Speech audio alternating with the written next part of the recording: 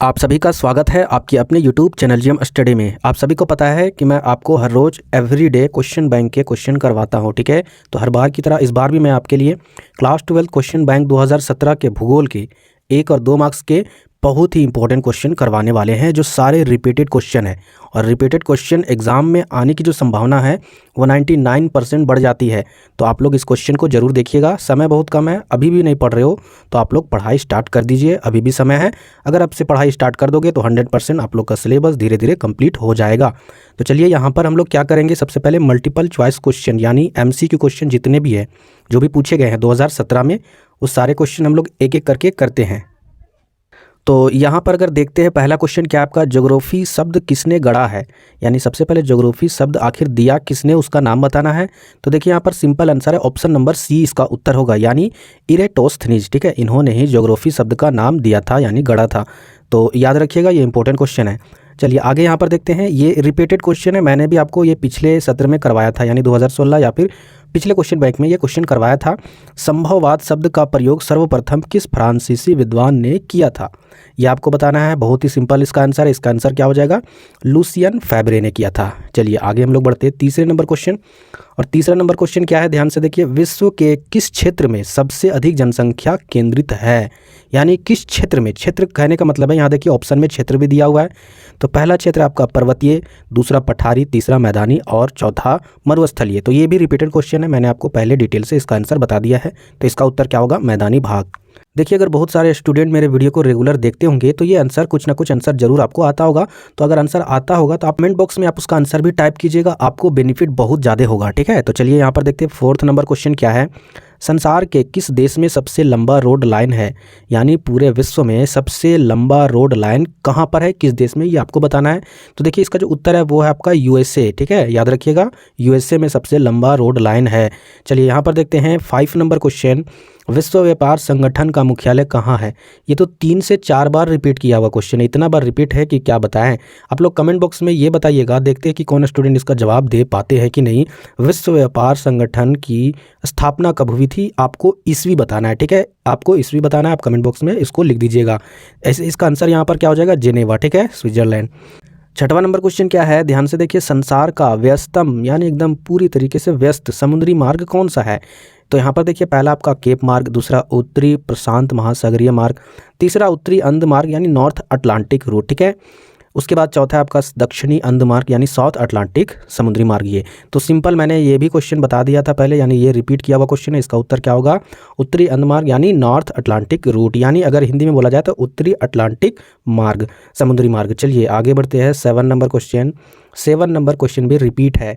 तो आपको इतना अनुभव हुआ होगा, जो स्टूडेंट मेरे वीडियो को एवरीडे देखते हैं, खास करके ज्योग्राफी या जो भी सब्जेक्ट के, आपको इतना अनुभव हो गया होगा कि बहुत सारे क्वेश्चन रिपीट हो रहे हैं। इसका मतलब आप क्या समझे, 2023 में भी क्वेश्चन रिपीट होने वाला है। चिंता नहीं कीजिए, बस मेहनत कीजिए, आपका रिजल्ट बेटर होगा। तो यहाँ पर देखिए 7 नंबर क्वेश्चन क्या है, 100% शहरी जनसंख्या वाला देश है, यानी पूरी तरीके से कौन सा ऐसा देश है जहाँ पर सिर्फ शहरी जनसंख्या है, गाँव तो है ही नहीं। तो यहाँ पर देखिए सिंपल आंसर है सिंगापुर।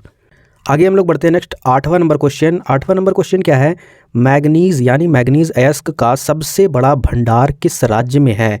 तो यहाँ पर देखिए इसका सिंपल उत्तर उड़ीसा होगा, ठीक है। आप लोग याद रखिएगा, देखिए आप लोग गूगल में सर्च नहीं कीजिएगा, गूगल में आपको अलग आंसर मिलेगा, ठीक है। NCERT बुक में जाइए, बुक में देखिए आपका आंसर सही मिलेगा। तो यहाँ पर इसका आंसर क्या हो जाएगा, उड़ीसा, याद रखिएगा। आगे हम लोग देखते हैं यहाँ पर नेक्स्ट, संरक्षण की दृष्टि से तांबे के स्थान पर किस धातु का उपयोग उचित है, यानी संरक्षण यानी बचाव के लिए, बचाव की दृष्टि से तांबे के स्थान पर किस धातु का उपयोग उचित है। पहला आपका प्लेटिनम, दूसरा लोहा है, तीसरा एल्युमिनियम है, चौथा यहाँ पर चांदी है। तो देखिए चांदी भी लगा सकते हो, लेकिन ये बहुत महंगा है ना। तो यहाँ पर देखिए ये लोहा तो तुरंत ही आपका संक्षारित हो जाएगा, है ना। तो यहाँ पर क्या होगा, इसका उत्तर एल्यूमिनियम। तो यहाँ पर इसका उत्तर क्या होगा, एल्यूमिनियम। चलिए आगे यहाँ पर देखिए 10वां नंबर क्वेश्चन आपका, निम्न में से किस राज्य में कोयले का सबसे अधिक भंडार है, कोयला सबसे ज़्यादा कहाँ पर पाया जाता है, वो आपको बताना है। यहाँ देखिए पहला ऑप्शन आपका पश्चिम बंगाल, दूसरा आपका झारखंड, तीसरा आपका उड़ीसा, चौथा आपका मध्य प्रदेश। देखिए यहाँ पर ऑप्शन के हिसाब से जो सबसे अधिक भंडार है वो है आपका झारखंड में, ठीक है, ऑप्शन के हिसाब से। लेकिन आपको बता दें, अगर छत्तीसगढ़ यहाँ पर ऑप्शन में रहता तो उसी ऑप्शन को हम लोग आंसर मानते हैं, क्योंकि पूरे देश में सबसे ज़्यादा छत्तीसगढ़ राज्य में है कोयला, उसके बाद झारखंड में और उसके बाद फिर उड़ीसा में। याद रखिएगा, पहले नंबर पर छत्तीसगढ़, दूसरे में झारखंड, तीसरे नंबर पर उड़ीसा। तो चलिए हम लोग आगे बढ़ते हैं नेक्स्ट क्वेश्चन की ओर। ये क्वेश्चन जितने भी थे वो सारे एमसीक्यू क्वेश्चन थे, जो रिपीटेड क्वेश्चन थे, बहुत बार पूछे गए क्वेश्चन थे, जो मैंने आपको बता दिया। अब आते हैं 2 नंबर के क्वेश्चन जो आपके एग्जाम में पूछ सकते हैं। वो सारे इंपॉर्टेंट क्वेश्चन यहाँ पर देखते हैं। वीडियो को पूरा देखिएगा, स्किप कीजिएगा तो हो सकता है कि आपके एग्जाम में क्वेश्चन आ जाए और आप सोचते रह जाओगे कि काश अगर सुने रहते इस क्वेश्चन के आंसर को तो आज कुछ ना कुछ जरूर लिख पाते। तो यहाँ पर देखिए ध्यान से, क्या है आपका 11वां नंबर क्वेश्चन देखते हैं। कृषि को परिभाषित करें। नॉर्मल भाषा में अगर कोई पूछ दे कि कृषि क्या है, तो आप लोग क्या बोलोगे? कृषि एक ऐसा चीज़ है जिसमें हम लोग भूभाग में, ज़मीन में क्या करते हैं, खेती बाड़ी करते हैं, वही कृषि होता है। तो यहाँ पर नॉर्मल हमको परिभाषा क्या लिखना है, देखिए ध्यान से, पौधों और फसलों को उगाने की कला या विज्ञान जिसका उद्देश्य आर्थिक, भोजन या अन्य मानवीय आवश्यकताओं की पूर्ति हो, उसे कृषि कहते हैं। यानी पृथ्वी या भूभाग में फसलों को उगाना किसी भी तकनीक द्वारा, विज्ञान के द्वारा, जिसका सिर्फ एक ही उद्देश्य कि आर्थिक, भोजन या अन्य मानव का जो भी आवश्यकता है उसके पूर्ति के लिए जो काम करते हैं, फसल उगाते हैं, उसी को कहते हैं कृषि। चलिए आगे बढ़ते हैं नेक्स्ट 12वां नंबर क्वेश्चन। मानव विकास सूचकांक की गणना किन घटकों से की जाती है? तो यहाँ पर जो पहला उत्तर है वो आपका जीवन अवधि, दूसरा आपका ज्ञान अथवा शैक्षणिक उपलब्धि यानी शिक्षा की जो उपलब्धि है वो, तीसरा आपका जीवन स्तर। 13 नंबर क्वेश्चन क्या है? भौगोलिक सूचना तंत्र से आप क्या समझते हैं? यहाँ पर देखिए जियो वर्ड क्या होता है। जियो का मतलब होता है पृथ्वी, यानी पृथ्वी की ऊपरी भाग, पृथ्वी हो गया। ग्राफीय मतलब होता है उसका जितना भी ऊपरी भाग है, ऊपर में जो भी चीज़ है आपका, उसके बारे में सूचना, ठीक है, उसके बारे में जो भी हमें डाटा मिलता है, जो भी आंकड़ा मिलता है, वही भौगोलिक सूचना तंत्र कहलाता है। चलिए हम यहाँ पर देखते हैं कि आंसर में किस प्रकार दिया हुआ है। भौगोलिक सूचना तंत्र एक ऐसी प्रणाली है जिसे स्थानिक तथा भौगोलिक आंकड़ों को इकट्ठा करने, संग्रह करने, विश्लेषण करने, पूर्व आंकड़ों को यानी पहले जो आंकड़े दिए थे भौगोलिक का, उसको सुधारने या फिर नए तरीके से करने तथा वांछित सारणियों में व्यवस्थित करने के लिए विकसित किया जाता है। इसी को भौगोलिक सूचना तंत्र कहते हैं। तो याद रखिएगा, इसका अनुप्रयोग भौगोलिक माप तैयार करने एवं भौगोलिक निष्कर्षों को संप्रेषित करने हेतु होता है। यानी इसका क्या होता है प्रयोग? जितने भी भौगोलिक मापदंड होते हैं तैयार करना होता है, या भौगोलिक निष्कर्ष जो भी होता है, यानी पृथ्वी का जो भी डाटा द्वारा मापदंड होता है, उसका अनुप्रयोग होता है, उसका माप होता है, वो सारे चीज़ का ये क्या करता है? परीक्षण करता है। तो ये था आपका इस प्रश्न का उत्तर, यानी भौगोलिक सूचना तंत्र क्या था। अब आगे बढ़ते हैं हम लोग 14 नंबर क्वेश्चन क्या है? जनसंख्या घनत्व किसे कहते हैं? जनसंख्या घनत्व किसे कहते हैं? ये वाला क्वेश्चन तो रिपीटेड क्वेश्चन यानी 2016 में पूछा गया क्वेश्चन है। पिछले वाले सत्र में या फिर उससे भी पिछले वाले सत्र में भी पूछा गया था, तो जाकर आप वीडियो में देख लीजिएगा, इसका आंसर आपको मिल जाएगा। 15 नंबर भी आपका रिपीटेड है, यानी बागानी खेती एवं फलों की खेती में अंतर स्पष्ट करें। ये 2013 में पूछा गया क्वेश्चन था। 16 नंबर क्वेश्चन आपका, कच्चे माल पर आधारित उद्योग के 2 उदाहरण दे।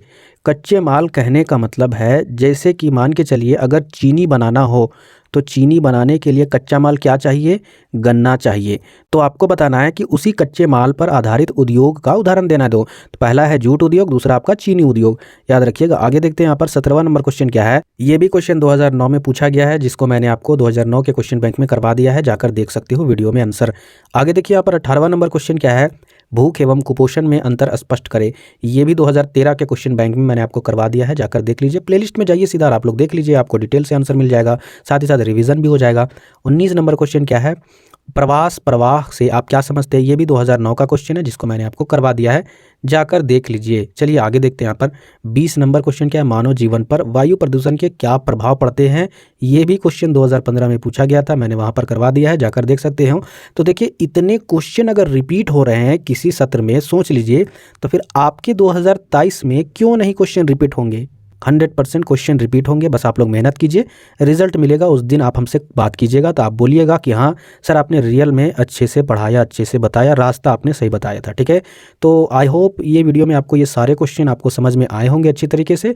तो वीडियो को लाइक कीजिएगा और साथ ही साथ अपने दूसरे फ्रेंड को भी इसको शेयर कीजिएगा, ताकि उनको कम समय में अच्छे से तैयारी हो पाए, पता चल पाए कि हाँ इस यूट्यूब चैनल के माध्यम से पढ़ाया जाता है। ठीक है, आज के वीडियो में इतना ही, तब तक के लिए जय हिंद, जय झारखंड।